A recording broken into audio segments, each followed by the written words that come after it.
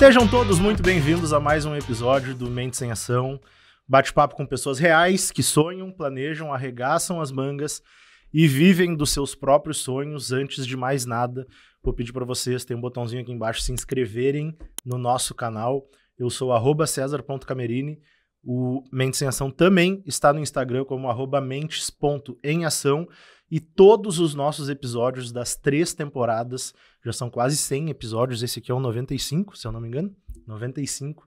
Todos os episódios estão também no Spotify, vocês podem escutar a qualquer momento do dia, dirigindo, na academia, treinando, fazendo o que vocês quiserem, podem escutar todos os episódios das nossas 3 temporadas. Muito obrigado aos nossos parceiros, e agora Nutrinha. Nutrinha esteve aqui comigo na semana passada como co-host de um episódio. A Nutrinha, ela encontra o jeito certo para o teu emagrecimento. Todo mundo faz dieta, todo mundo quer perder peso, todo mundo quer emagrecer, todo mundo quer uma vida mais saudável, e a Nutrinha encontra o método perfeito, o método certo para ti. Não é todo mundo igual, tá? Então a Nutrinha faz do jeito que vai ser melhor para a tua saúde. @Create, 2 Cs e 2 Ts, um escritório de relações públicas que faz planejamento estratégico para a captação de clientes, desenvolvimento de marca, tudo o que vocês precisam para a empresa de vocês aumentar o faturamento, captar mais clientes, enfim. @Estúdios Combo, teu podcast aqui no estúdio, teu podcast na tua casa, na tua empresa, todo o material de audiovisual, fotos, vídeos, tudo que vocês precisam para se destacarem, se comunicarem da melhor maneira possível em seus canais de comunicação. E @Bewell, www.bewellbr.com.br, uma plataforma de agendamento de consultas online com psicólogos. Funcionário da tua empresa é muito mais feliz e rende muito melhor, e a tua empresa alcança muitos melhores resultados quando os teus funcionários estão com a cabeça e a saúde mental em dia. Procurem @Bewell e vocês vão se surpreender com os resultados. Ai. Depois, vocês não vão ver essa parte, obviamente, porque a nossa equipe de edição é perfeita, é sensacional, mas eu errei hoje 40 vezes os anúncios dos parceiros e eu tive que recomeçar. Isso tudo porque quem está aqui na minha frente hoje me deixa absolutamente nervoso. É difícil estar na presença de o que eu sempre digo, que ela é uma casuquete, né? Eu conheci ela no jornal, entendeu? Então, assim, estou recebendo hoje no Mentes em Ação uma das pessoas mais incríveis, obviamente, que eu conheço, uma das mentes mais incríveis que eu me relaciono há muitos anos, e é um prazer te receber aqui, Grazi Giordani. Estou emocionada e também nervosa, acho que eu vou errar algumas coisas, como eu te falei, minha primeira vez num podcast. Mas estou muito feliz com esse convite e me sentindo realmente essa pessoa incrível, renascendo aí a Casuquete de alguns bons anos atrás. Casuquete tem muitos anos, né? Muitos anos. E realmente, ser Casuquete era um sonho. Não à toa me tornei grande amiga das principais profissionais do Casuca que passaram na história aí do jornal, porque era um sonho, realmente. O Casuquete, para quem não sabe, existia um jornal, existe ainda, né? Existe. Jornal, aqui em Porto Alegre, 0 Hora, onde tinha digamos assim, a página de fofocas, a página de cultura, a página social da galera jovem, né? A parte social da galera jovem, e tinha lá a parte do Casuca. Isso. Né? Que era, se eu não me engano, gerenciado pelo Capu? Na minha época já era o Capu ali. Era uma galera, tinha as meninas do Comunica ali, a Jupoli, a Duda Barbosa, era essa turma. A Pri, que era a gestora grande, que eu me lembro de ter pedido emprego para a Pri várias vezes na época. E o Casuca, ele realmente se conectava com os adolescentes e ele ia nas escolas, né? Daí faziam recreio, e aí tinham várias ações que eles faziam e levavam as pessoas para se conectar com as marcas. Imagina. Era muito legal, assim. A conexão, na verdade, na época, ela não era digital, né? Porque ela não existia. Ela era muito real, na verdade. O Casuca ia até as escolas fazer ações no intervalo, em alguma coisa assim. E era genial, não, era genial. E todo mundo queria participar daquilo ali, né? Não, sem dúvidas. E o mais legal é que não ficava só no circuito dos colégios mais tops de Porto Alegre. Obviamente, tinha muita presença do Anchieta, do Farroupilha, dessas escolas que são mais top, mas eu estudava no Palote, um colégio desse tamanho na Zona Norte de Porto Alegre. Sim. Então, quando eles iam, eles também demonstravam essa preocupação social de também não mostrar só a galera classe A de Porto Alegre. Então, quando o Kazuca ia lá no nosso colégio, era incrível. Eles sorteavam ingressos de eventos, de shows. Então, a gente se sentia muito importante. Eu brincava, inclusive, que eu era a Kazuquete da classe C. Da classe C. Porque eu me sentia muito privilegiada, assim, de estar fazendo parte daquele momento. E quando tinham essas conexões presenciais, aí a gente acabava conhecendo várias pessoas. Networking e relacionamento, que é a base de tudo. Então, desde lá, eu já vinha construindo a minha base de relacionamentos. Também, graças ao Kazuca, que me colocou em vários momentos e eu conheci pessoas. Tu acha que essa foi tua porta de entrada para entender esse mundo de relacionamentos? Sem dúvidas, sem dúvidas. Eu acho que era um momento mágico, assim. Eu era uma adolescente, né? Sempre tive muita voz ativa, sempre fui líder das escolas em que eu passei, eu sempre fui líder dos meus grupos, e o Kazuca foi uma forma, uma ferramenta que eu tive de me expressar.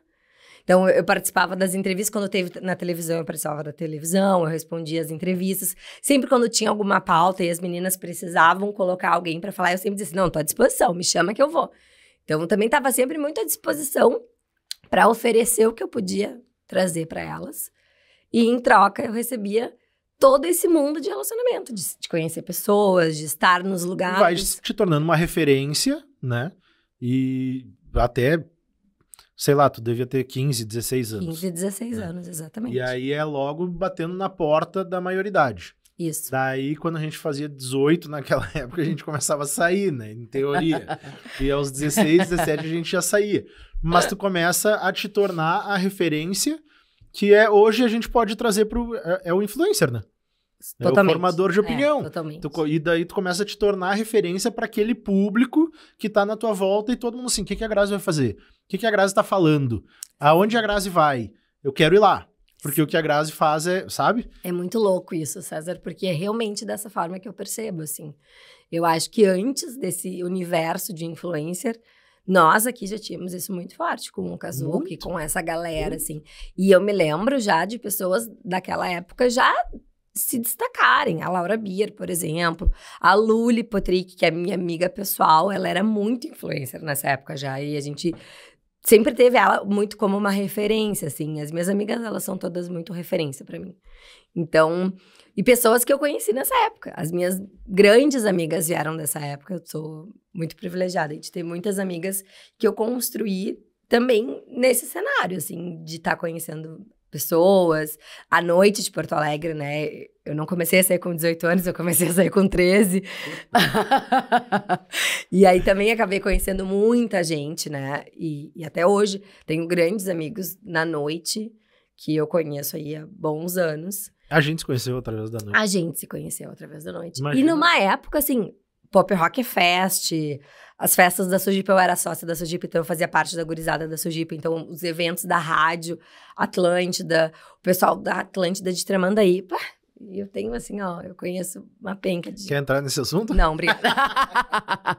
Grazi, te apresenta pra galera quem é Grazi Giordano, porque eu sempre falo assim, ó, Mente Sem Ação é um espaço pra gente inspirar outras pessoas, né?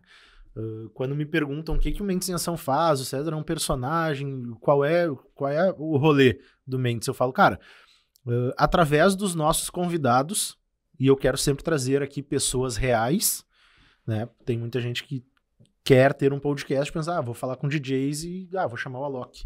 Mas tem outros 4 mil DJs em Porto Alegre que sustentam a sua família sendo DJ, e talvez não tenham um reconhecimento das mídias, da sociedade, enfim, tanto quanto a Alok, obviamente. Né? Então eu gosto de trazer aqui pessoas reais que realmente passaram pelos perrengues, surfaram cada um a sua onda, sabe? Mas que tem a sua história para as pessoas que estão nos assistindo falarem assim, pô, se a Grazi tá aonde tá, se ela fez como fez, por que eu não vou conseguir?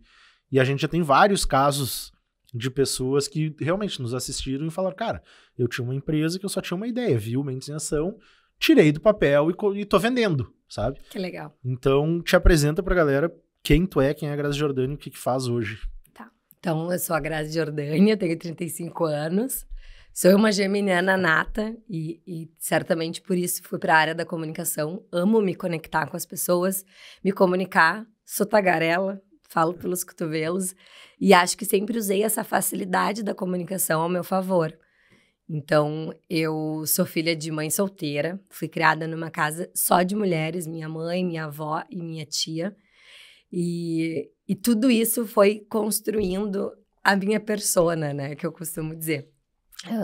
De ser uma mulher hoje independente, né, dona do meu destino, eu gosto de dizer.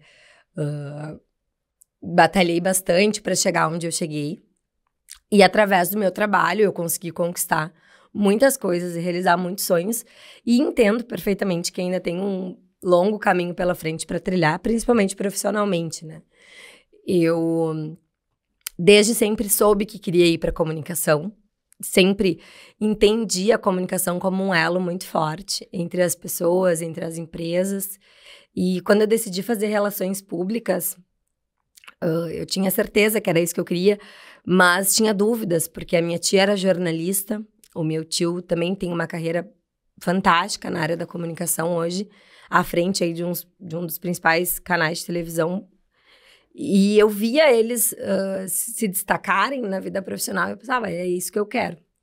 E aí, batalhei muito para entrar na Famecos, consegui, e foi ali que eu me moldei, assim. Mas antes, eu tenho lembranças, por exemplo, da época em que eu estudava no colégio particular, pequeno, de bairro, e era um colégio que ele só tinha o ensino fundamental. Ou seja, na 8ª série eu ia ter que sair daquela escola. E eu não queria que aquilo acontecesse. Para mim era muito sofrido. Medo do colégio grande? Não, na verdade, César, medo de perder aquele ambiente seguro, porque tu vai perceber que eu sou um pouco conservadora, e não me interprete mal com essa palavra, nas minhas relações, nos meus trabalhos, nos meus empregos. Eu fico muito tempo nas empresas onde eu passei. E eu tinha muito medo de perder aquele ambiente. Eu era uma escola em que eu amava estudar. E aí, não o suficiente, eu fui lá e apresentei um projeto para diretores. Assim, vamos construir um prédio, porque tinham 2 quadras de esportes na escola. E era uma escola super pequena. Eu falei assim, não tem necessidade de ter 2. Onde tem a 2ª quadra, a gente destrói, constrói um prédio e faz o ensino médio na escola. Imagina. Tinha 14 anos na minha cabeça, aquilo era muito simples. Isso é genial. Não, genial. Obviamente, o projeto não foi à frente. E aí, eu tive que sair da escola, sofri demais. E aí, 6 meses depois que eu saí da escola, eu bati lá na escola e disse, eu preciso de um emprego. Eu preciso continuar nessa escola. Eu perdi a minha referência, eu quero continuar. E aí, era um colégio de freira. E aí, elas me deram um emprego. E aí, eu comecei a trabalhar com 16 anos, sendo recreacionista do turno infantil. Eu estudava de manhã, trabalhava com elas à tarde. E acompanhava todo o contraturno das escolas, que eu acompanhava ali a partir do recreio ali das crianças e ficava com eles até às 7, 8 horas, quando os pais iam buscar. Então, ali foi a minha primeira experiência profissional, assim, onde eu batalhei realmente. Eu bati lá na casa das freiras e falei assim, eu preciso de um emprego, eu não quero sair dessa escola. E foi fantástico. É genial. Essa história é muito legal, assim, e a minha relação com aquelas professoras, elas estão aí até hoje. Então, ali eu entendi que eu podia usar a minha influência naquela escola para tentar realmente mudar alguma coisa. Eu não consegui mudar, eu não consegui transformar o colégio em ensino médio, mas eu comecei a mudar a minha vida ali naquele momento. A partir dali, eu comecei, então, a desenvolver uma carreira profissional. Eu trabalhei em empresas públicas, eu trabalhei na Assembleia Legislativa, eu trabalhei na universidade, eu trabalhei na PUC também, trabalhei em empresas particulares, eu trabalhei como produtora de eventos, eu fiz, assim, de tudo um pouco. E, para mim, assim, como profissional de comunicação, foi super importante, porque eu consegui aprender a me relacionar com todos os públicos. Porque atender deputados na Assembleia Legislativa é muito diferente de tu atender um reitor da universidade. Sim. Mas, na verdade, A teoria é a mesma. A teoria... Cara, eu ia falar isso. A teoria é a mesma. Saber se comunicar, né? Ser clara na forma como tu precisa te comunicar com essas pessoas e entregar ali uma comunicação clara, porque a base do profissional de relações públicas não só de relações públicas, né? Mas da comunicação é essa. Então, eu comecei a construir... Tu vai falar a mesma coisa para todos os públicos, mas tu sabe que tu tem que falar de uma maneira diferente para cada público. Exato. E nada como a prática, né? Pra te aprender. E nada como a prática. Nada como E tipo assim, isso é o que... Ter passado por todas essas fases da tua vida, por todos esses empregos, perdi minha referência... Sei lá, parece que é alguma coisa divino, assim, que olha para cada um de nós e fala assim, a Grazi precisa passar por todas essas etapas para ela ser o que ela é hoje. Sabe? E hoje, o que tu tá passando hoje, tu precisa passar hoje para tu ser a pessoa sensacional que tu vai ser aos 40 anos, aos 50 anos, sabe? Então a gente nunca... o famoso a gente nunca deixa de aprender, né? Só que essa frase, ela é tão curta, mas ela é tão ampla porque as pessoas não param pra pensar em tudo que tu viveu até agora. O cara tá reclamando hoje. Eu ontem tava reclamando. Liguei pra uma amiga e tava reclamando e eu falei assim... Mas hoje eu acordei falando assim, cara... O César hoje com 40 anos reclama de uma coisa, mas talvez era aquilo que ele tinha pedido nas orações dele, lá atrás. E olha pro César de 20 anos. O de 20 até os 40, tudo que o César passou. Porra, produtor de evento, gestor de patrocínio, funcionário público, desempregado. Cara, passei por tanta coisa que o que eu passei até hoje me fez ser host do podcast Mente Sem Ação hoje.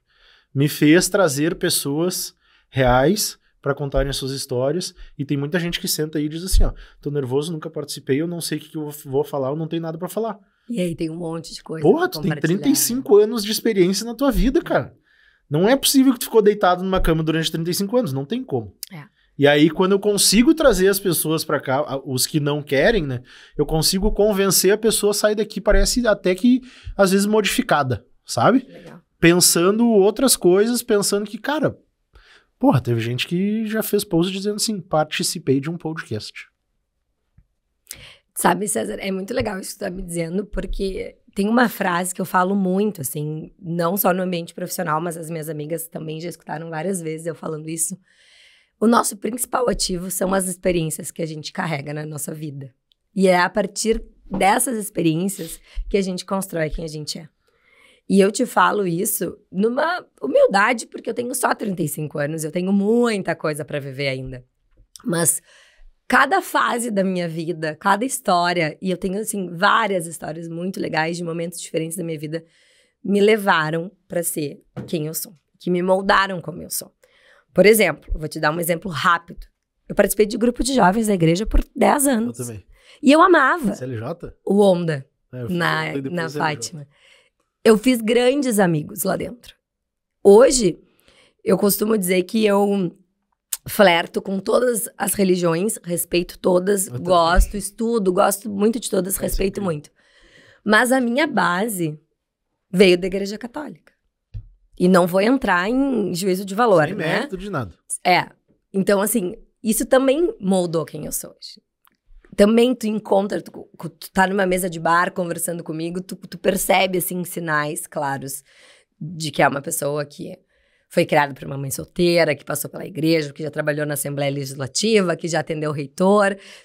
Porque tu vai construindo um repertório a partir das histórias que tu vive. E isso é fantástico. Então, o que eu mais valorizo na minha vida, hoje não tanto, hoje eu acho que eu já tô mais velha, já tô um pouco mais cansada, é viver as experiências, é se jogar nas oportunidades que a vida dá, porque... é isso que vai construindo quem a gente é. Tu trouxe um ponto pra mim que é base do que eu sou. A dona, a CEO, a responsável do Estúdios Combo, a Anne, ela fazia o grupo de jovens da igreja junto comigo. A gente se conhece desde lá. E ela me incomoda pra fazer um episódio sobre isso, sabe? E aí o seguinte, cara, grupo de jovens é muito legal. Porque hoje eu consigo entender, já fiz outros cursos, outros desenvolvimentos, é PNL. O curso é PNL puro. Puro. Só que assim, é um PNL pra recém-adolescentes, que também, ao mesmo tempo que tem ali uma diretriz, dá a liberdade dos adolescentes fazerem do jeito que eles acham certo. Mas tem uma diretriz ali, vai... Claro. Então, e aquilo ali nos moldou de uma maneira para a vida que até hoje a gente desenvolve liderança perante os nossos grupos, voz ativa perante os nossos grupos, porque isso vem da Igreja Católica, do nosso grupo de jovens. Perfeito. Tu concorda? 100%. Cara, eu acho E só quem viveu isso entende, né? Só quem viveu entende. Eu gostaria que todos tivessem tido a oportunidade. Porque, não, tipo assim, grupo de jovens da igreja, mas, cara, eu não vou pra lá ficar, que nem a gente falava na época, tu não vai pra lá ficar rezando e ajoelhado e rezando. Era assim que a gente convencia os nossos amigos a conhecer. Eu fiz o Onda, eu fui timoneiro do Onda. Legal. Timoneiro? Que era o coordenador. Timoneiro do Onda. Daí fiz CLJ, fiquei mais 10 anos na CLJ, eu fiquei muito tempo dentro da igreja. Mas isso não... Tipo, que nem tu disse, hoje eu flerto com todas as religiões, eu estudo, aprendo, entendo, mas pra mim tem uma coisa que tá acima de absolutamente tudo que é Deus. Sim. E a hora que eu tiver que rezar, é pra Deus. Não, perfeito. É que nem a minha experiência na Assembleia, por exemplo. Trabalhei na época com um deputado que era meu amigo particular. Foi fantástica a minha experiência na Assembleia. Eu amei trabalhar na Assembleia. Foi divertidíssimo. Eu costumo me divertir muito. Graças a Deus eu tenho essa sorte de trabalhar em lugares onde eu me divirto.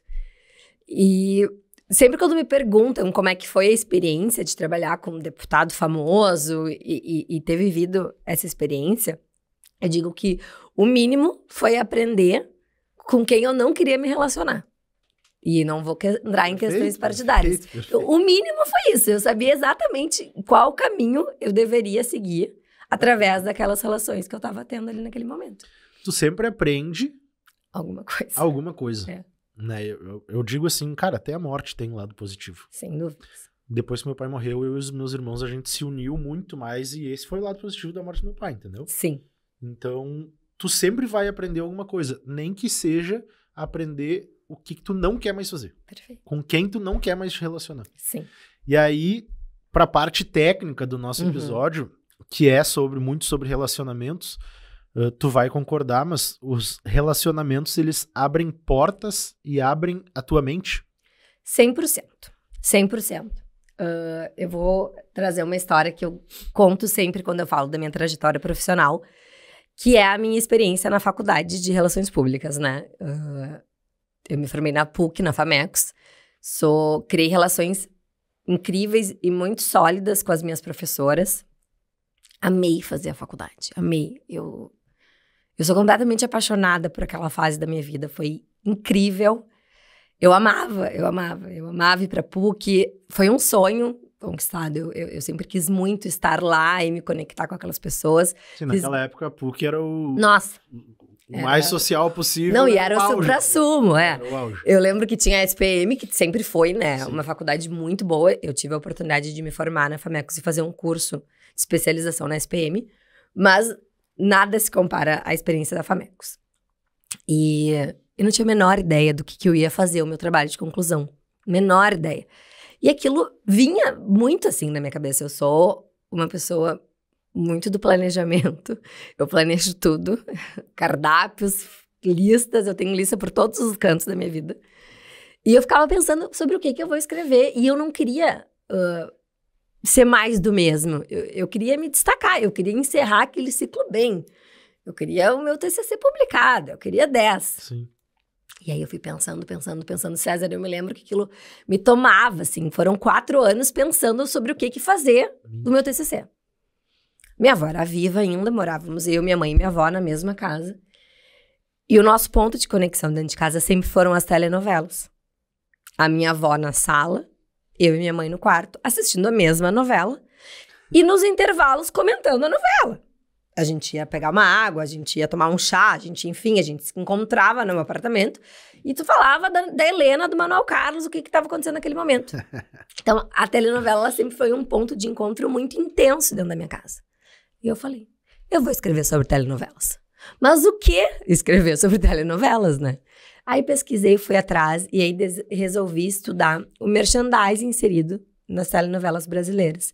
E a telenovela como uma ferramenta ativa de comunicação e de mudança de comportamento. Essa era a minha ideia, fui atrás da minha orientadora na época. E, enfim, foi um trabalho muito legal que a gente construiu juntas.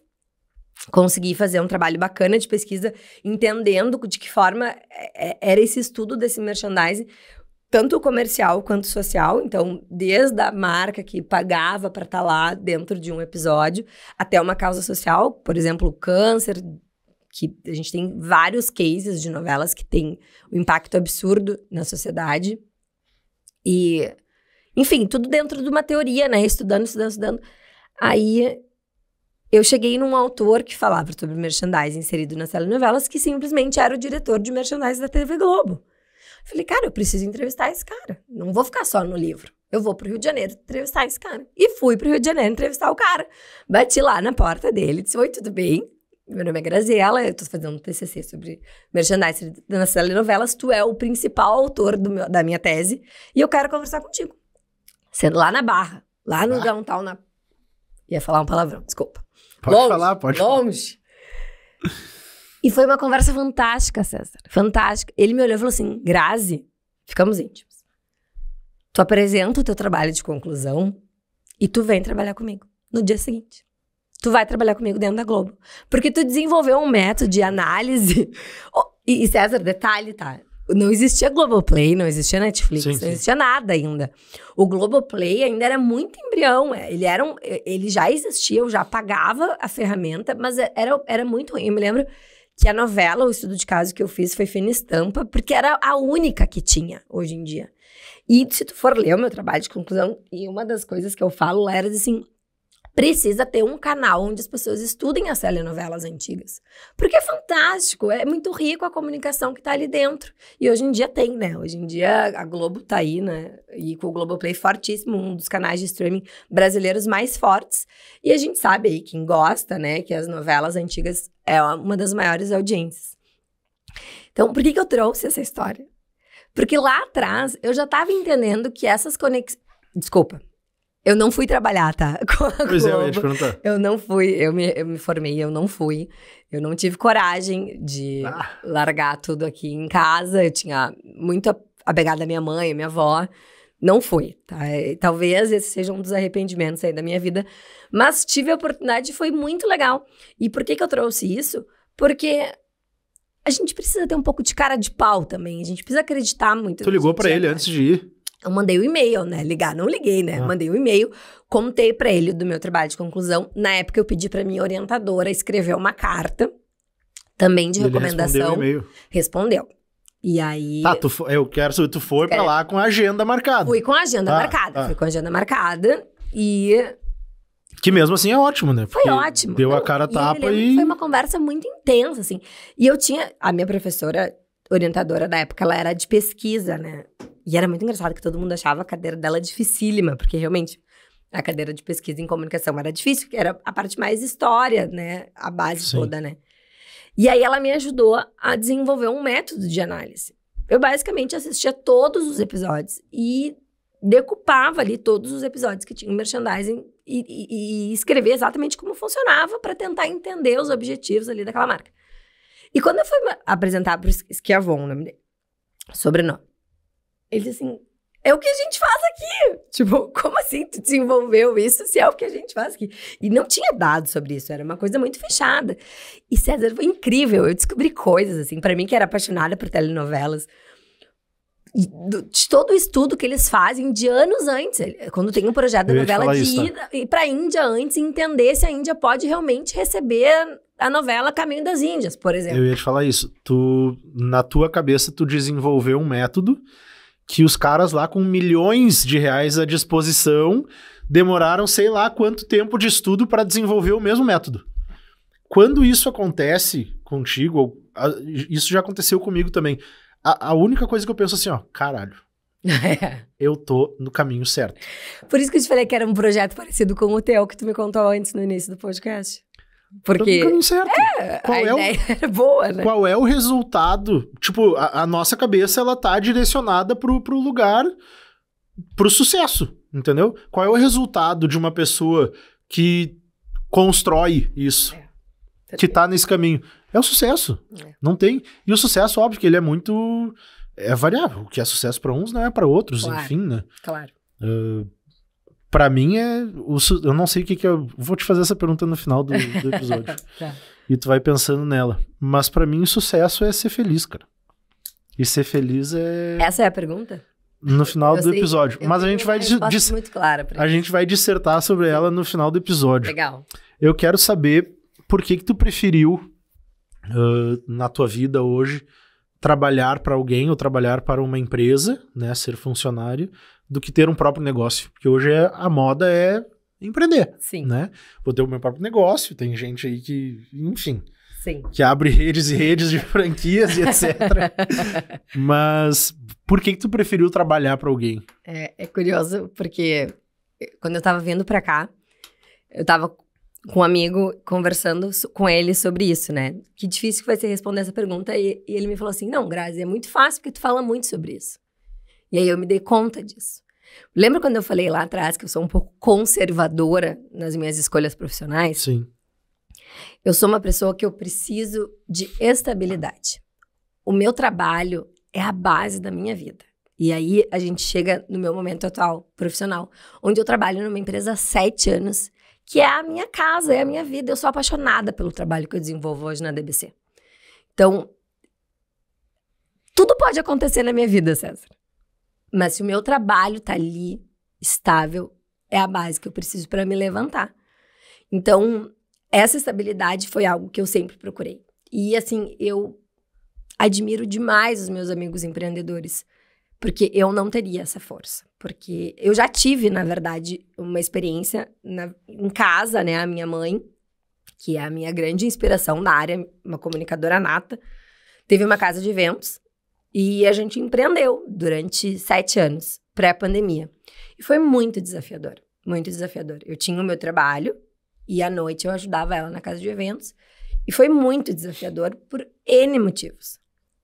Acho que empreender é um desafio muito grande e admiro demais quem consegue. Mas eu preciso da minha estabilidade. E tá tudo ok. E tá tudo certo sobre As isso. pessoas... Cara, eu vou diferenciar um pouco. Tipo assim, não é que a pessoa não é corajosa por não empreender. Ela é corajosa por tomar a decisão de trabalhar numa grande empresa, né? Eu tenho um irmão que já tentou empreender, gostava, tal, era legal, tava caminhando, mas a Fruc ligou pra ele e ele se transformou num outro profissional. Hoje ele é o cara dos dados da Fruc, sabe? Difícil tu dizer não pra uma empresa gigante como a Fruc, né? Sabe? Claro. Alguém lá no início da Fruc empreendeu pra estar no ponto hoje de estar contratando outras pessoas. Tu entendeu? Não, isso é Então, incrível. a grande empresa começa através do empreendedorismo. Pra tomara que um dia a Biwell chegue nesse nível que a gente vai conseguir contratar tantas outras pessoas para quem é que vai fazer o meu RP? Sim. Quem é que vai fazer gestão de dados? Sim. Quem é que vai trazer a minha parte comercial, sabe? Então, também é um empreendedorismo. E trabalhar para os outros ou trabalhar numa grande empresa é muito difícil tu dizer não. É difícil. Eu acho que o principal é tu acreditar no negócio, né? Eu acho que tem que fazer sentido para tu conseguir construir uma carreira numa empresa, assim.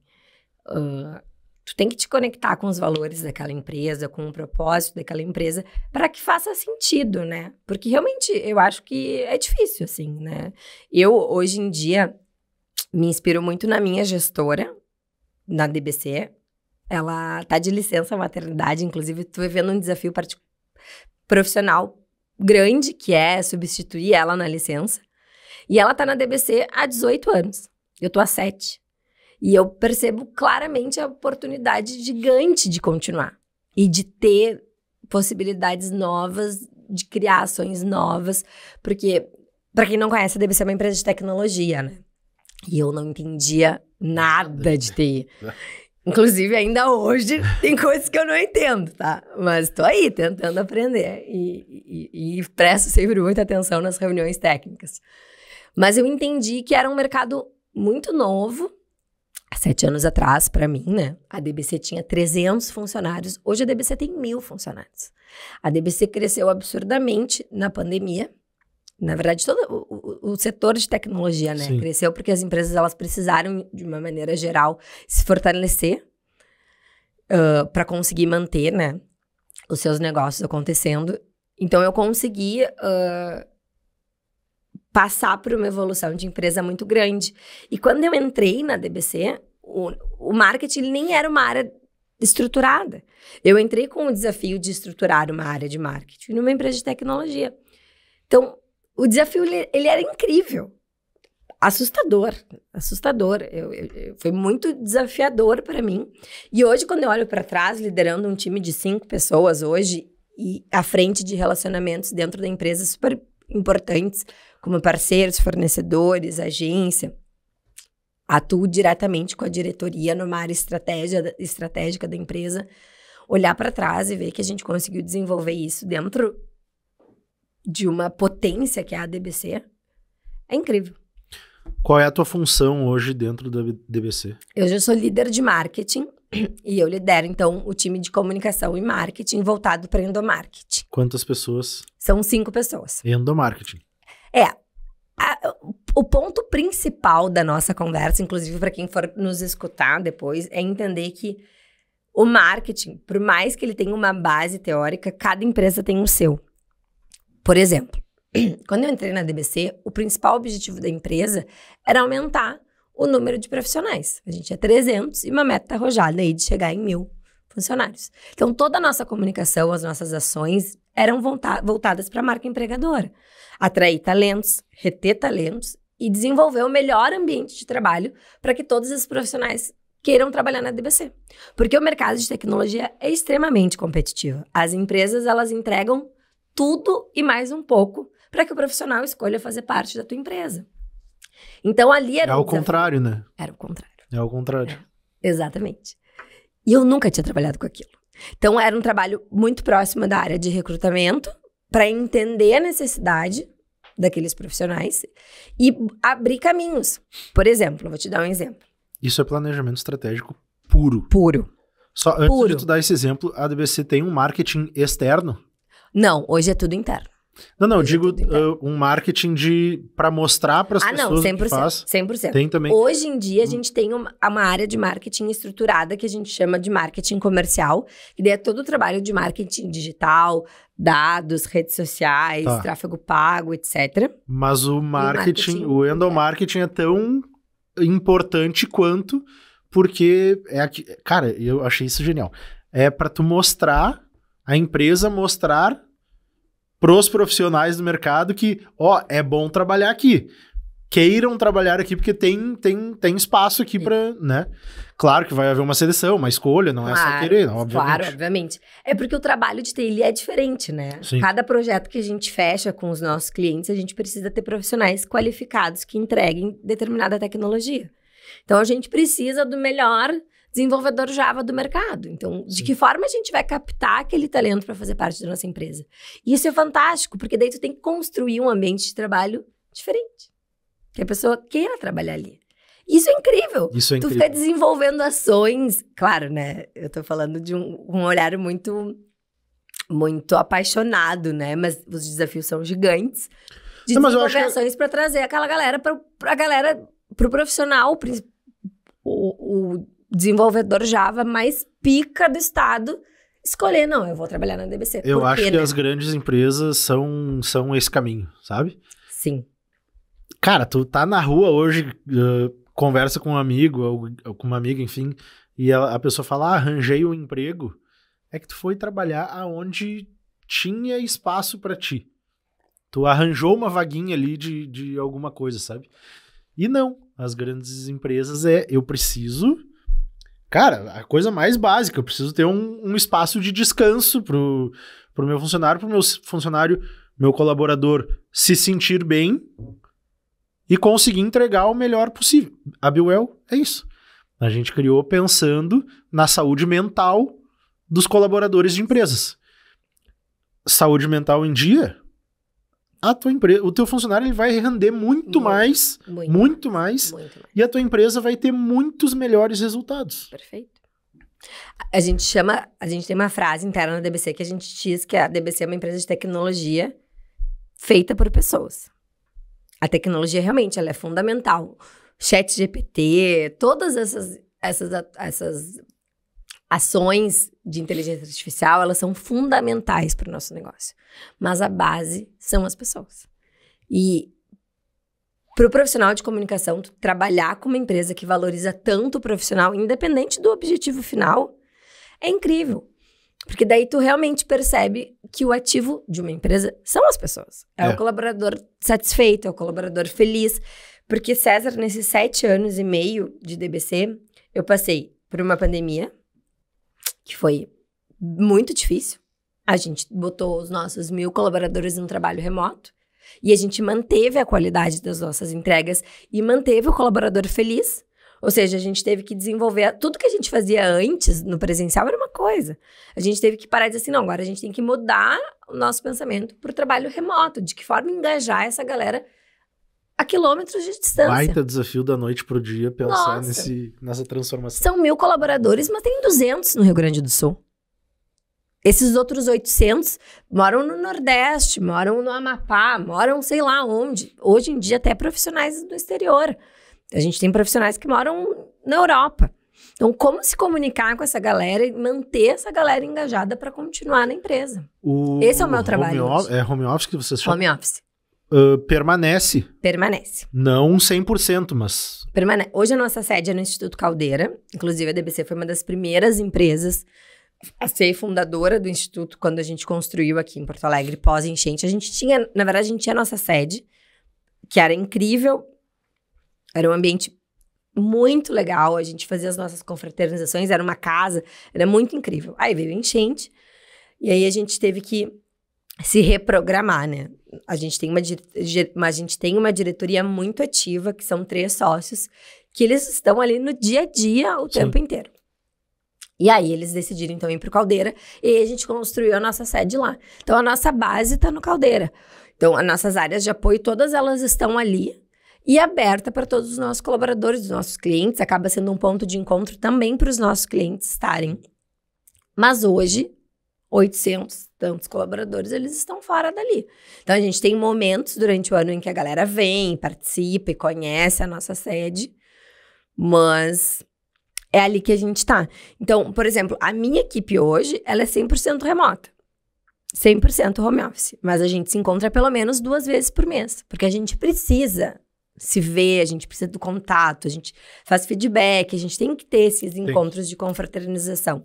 E eu, como gestora da área, não abro mão disso, porque é fundamental, tem que ter. Porra, 2 vezes por mês também, né? E tranquilamente. Isso é melhor, é muito mais positivo do que negativo. Nossa, 100%. Quando a gente tem eventos, a gente tem uma relação muito próxima com os nossos clientes dentro da DBC, isso também passa na minha área, né? Toda a parte de relacionamento, eventos com os clientes, tudo a gente que faz.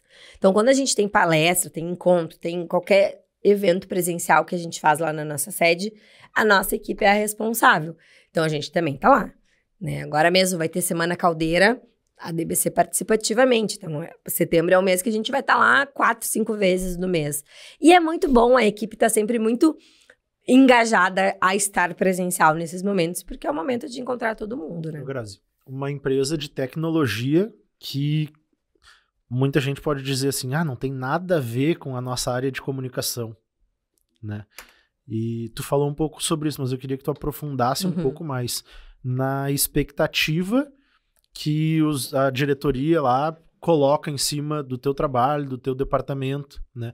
Por que tu acha que em empresas pequenas, ou que estão recém começando, ou médias, enfim, não dão a devida importância para esse marketing interno e que deveriam dar a importância para esse marketing interno? Por que deveriam dar? Sim. É a diferença que faz. Então, tipo, eu quero trazer a parte por ser uma empresa de tecnologia, mas a comunicação e marketing faz parte ativamente dessa empresa.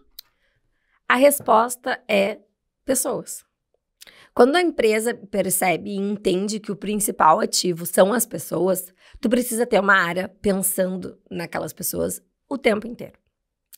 Claro que isso também é um benefício de empresas que estão num lugar melhor, né? Porque o orçamento de área que a gente tem é gigante, né? Então, a gente tem uma empresa hoje e uma diretoria que tem uma visão muito clara de que o principal ativo da DBC são os colaboradores.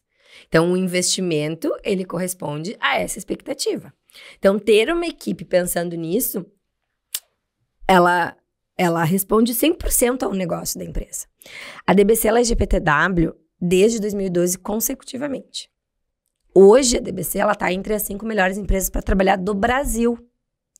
Lembra quando eu te falei que para a gente fechar um grande projeto, a gente tem que ter profissionais altamente qualificados? Para a gente ter profissionais altamente qualificados, eles precisam escolher trabalhar na DBC.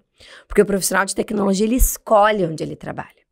Eu sei que eu não estou falando de todas as áreas e que a área de tecnologia ela é uma área diferente. Então, eu posso responder pela empresa de tecnologia. Para a gente ter o principal profissional, o mais pica da tecnologia, mais importante do mercado, eu preciso ter uma empresa boa e sólida de trabalhar. Aí vem o resultado disso. GPTW, a gente ganhar tanta concorrência na decisão final. Então, quando a empresa ela percebe isso, é meio caminho andado. Porque a gente precisa se destacar dos nossos concorrentes. Então, a cada ano que passa, a gente inventa uma coisa diferente. A gente tem uma plataforma de gamificação que a gente bonifica os nossos colaboradores através do desenvolvimento contínuo. Se tu fizer todos os treinamentos da ferramenta, tu vai ganhar pontos que tu vai trocar por presente, por brinde, por dinheiro, por tudo. Então, a gente cria um ambiente para que essa galera queira estar ali dentro. E porque, como tu bem disseste, o colaborador que entrega feliz, cliente feliz. Cliente renova projeto. E é entender que esse ciclo ele só funciona com uma base de comunicação sólida é fundamental. Eu acho que é isso que talvez as pequenas empresas elas não percebam. E tudo bem, porque realmente é caro fazer investimentos na área de comunicação para que tu consiga realmente te destacar. Mas é uma engrenagem. Mas é uma engrenagem. Quando a gente percebe, entende que é uma engrenagem, é a empresa perceber que precisa cuidar do marketing interno, criar situações para os colaboradores quererem estar ali, se sentirem felizes, o colaborador fala assim, eu preciso fazer essa entrega para esse cliente, sim, porque se eu não fizer, eu vou sair daqui. Sim. E se eu fizer, eu vou ter, além do meu salário, além das minhas bonificações, além dos meus presentes, e eu ganhei mais conhecimento ainda, e o cliente feliz tá lá na ponta de novo, devolvendo para a diretoria, renovando o contrato. Perfeito. É isso. É uma engrenagem. É uma engrenagem. Óbvio que no Brasil, todo mundo acha que consegue fazer tudo, ponto 1. Sim. Ponto 2. Existe muito a coisa do... Hoje em dia não se fala mais tanto no jeitinho brasileiro, mas ainda é o jeitinho brasileiro, eu acho, de... Tu precisa driblar as tuas dificuldades para encontrar uma maneira de fazer um melhor marketing possível. E aqui a gente está falando de um marketing interno melhor possível para ser uma boa empresa, para as pessoas boas quererem trabalhar nessa empresa. Então, por mais que a empresa seja pequena, esteja iniciando, já olhem. Claro. Já comecem a prestar atenção para esse ponto, porque é fundamental para o bom desenvolvimento do teu negócio, da tua empresa. E César, a prática, ela não precisa ser uma festa de 30 anos, que a gente realizou uma festa incrível recentemente. Foi uma 30 anos tem a DBC. 30 anos, a gente completou esse ano. Que custou quase 700 mil. Não é isso. Às vezes, é tu ter um bom lugar pra galera descansar, é tu ter bons benefícios, é tu pagar de acordo com a entrega daquele profissional. Claro que quando a gente pensa em coisas incríveis, né? A gente quer entregas e benefícios muito diferentes. Mas o básico, que é respeitar e valorizar o teu profissional, isso já é a base para te entregar um profissional satisfeito, né? Quando foi que a DBC... Não sei se tu pode falar isso, mas quando foi que a DBC prestou atenção no marketing interno?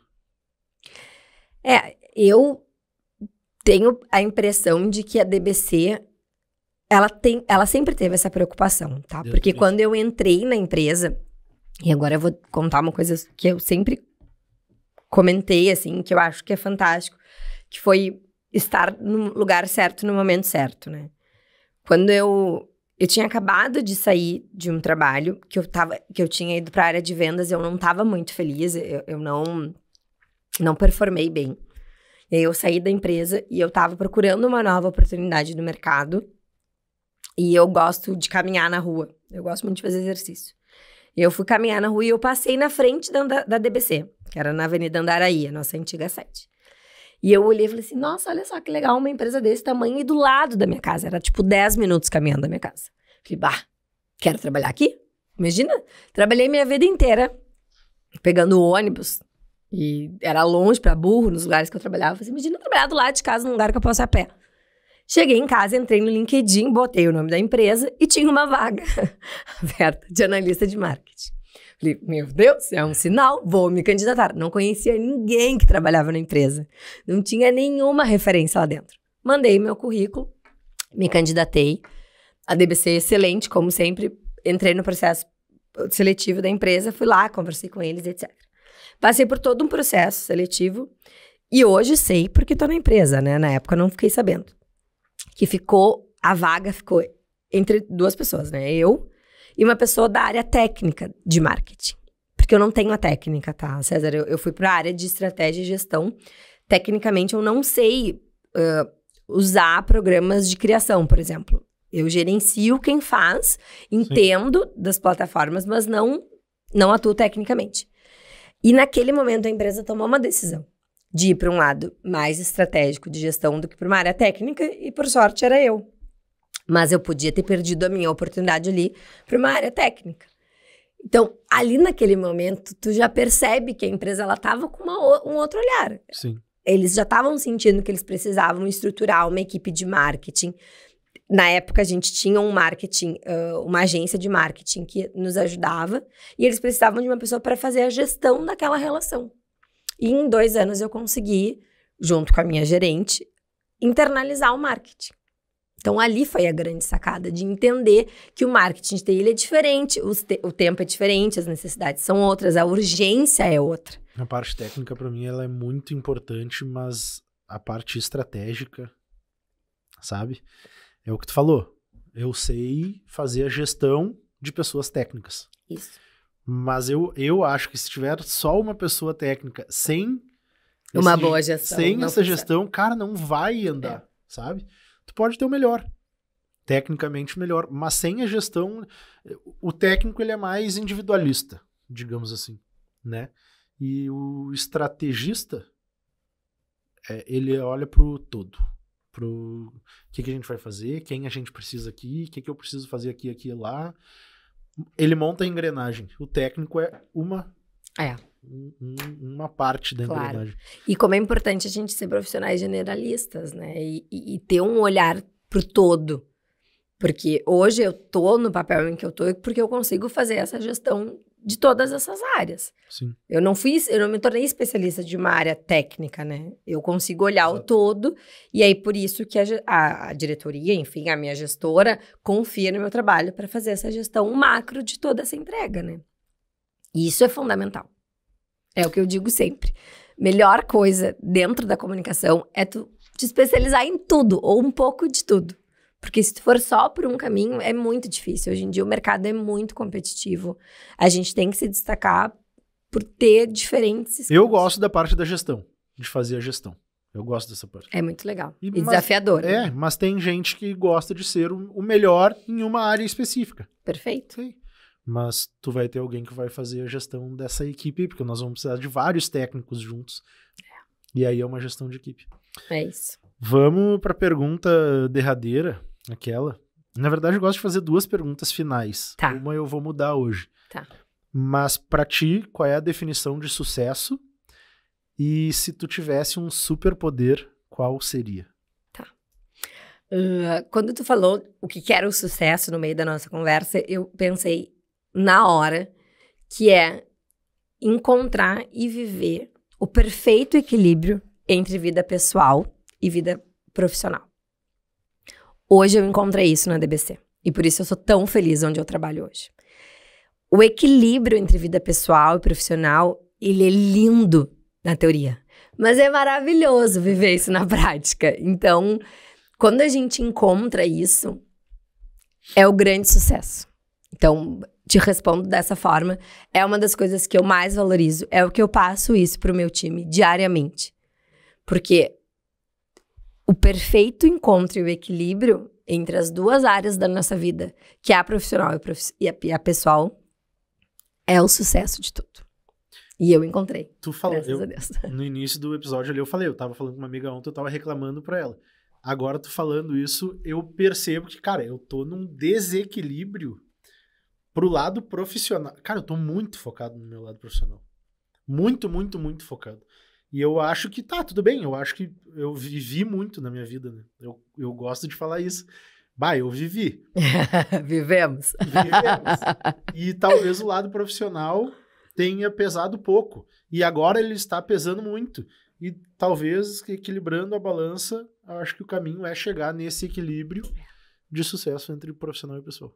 E isso não é uma receita de bolo, né, Cezinha? Porque daqui a pouco o teu equilíbrio é tu te dedicar 80% pra vida profissional e 20% pra tua vida pessoal. Exato. E tudo certo. Exato. E a vida, ela não é linear. Às vezes tu vai estar 90% pessoal, 10% profissional e vice-versa. Eu acho que a base é o equilíbrio. Quando a gente encontra, é o sucesso. Teu superpoder? Ai, essa pergunta é muito difícil.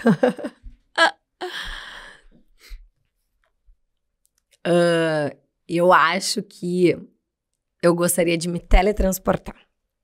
Já é a segunda pessoa que fala isso. Porque eu acho que me teletransportar me coloca em todos os lugares em que eu gostaria de estar naquele momento. Profissionalmente falando, para mim seria incrível poder estar mais próximos dos nossos colaboradores que estão longe daqui. Então, se eu pudesse me teletransportar e cada ação que eu desenvolvo junto com a minha equipe estar lá, presença física, para engajar aquela galera, seria incrível. Claro que tem vários dificultadores, né? Tipo, passagem, trânsito, grana, né? Não dá pra gente estar o tempo inteiro em todos os lugares. Então, eu acho que profissionalmente falando seria isso. E pessoalmente, imagina que incrível poder ir pro Rio de Janeiro assim. Quero ir pro Rio, bora! Sem precisar comprar passagem, trânsito e tudo mais. Trabalhar de lá. Quem sabe ainda pode ser um sonho. Acho que esse. Grazi, sensacional. Sensacional, acho. Eu tinha uma ideia de um episódio e foi outro completamente diferente. Que legal. Fica à vontade para fazer o teu encerramento aí, deixa os teus arrobas que tu quiser, enfim. Então, muito obrigada mais uma vez pelo convite. Eu espero que tenha sido legal, eu espero conseguir inspirar alguém com a minha história. Estou à disposição, né? Quem quiser conversar comigo, o meu Instagram é @grazigiordani. E também quero convidar a galera para conhecer a DBC, né? @DBC Company. Quem tiver oportunidade na área de tecnologia, fiquem atentos às nossas vagas, às nossas oportunidades, para viver um pouco desse mundo, né, da TI, que é o meu mundo hoje.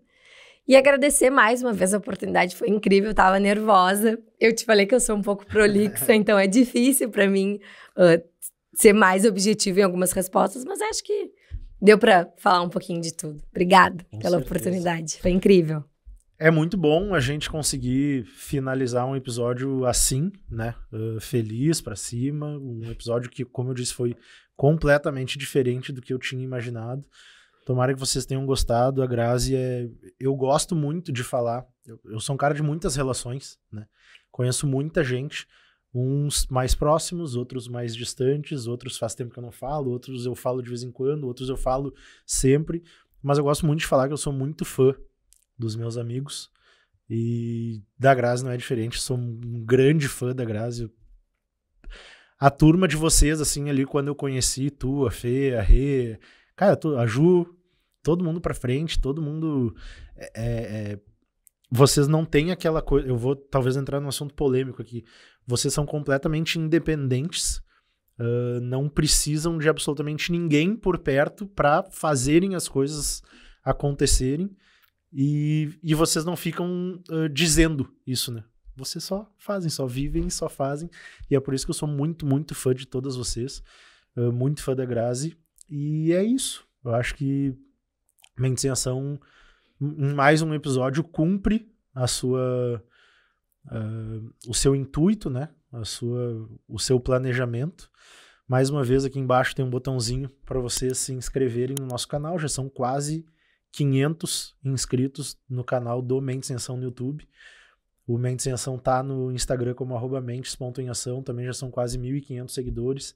É tudo orgânico, é tudo gente que gosta de assistir, que de alguma maneira a gente acaba fazendo sentido, e eu só tenho a agradecer, tipo, eu não gosto... Eu já fui muito pilhado em números, hoje eu não sou mais pilhado em números, mas ver o crescimento mostra que a gente tá no caminho certo, né? Que a gente tá no caminho certo. Tomara que vocês tenham curtido. Eu sou @cesar.camerini. Mentes em Ação também está no Spotify. Obrigado a todos os nossos parceiros. Obrigado, Grazi. E até a próxima. Valeu!